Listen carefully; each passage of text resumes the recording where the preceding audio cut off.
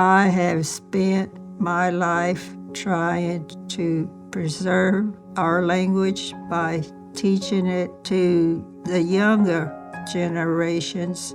I worked several different jobs within Cherokee Nation. The job I poured my heart into was working in the education department.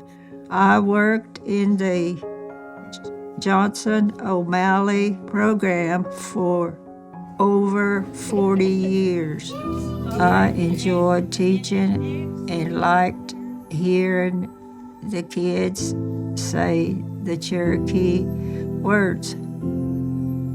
It made me feel happy and hopeful for the Cherokee language to continue.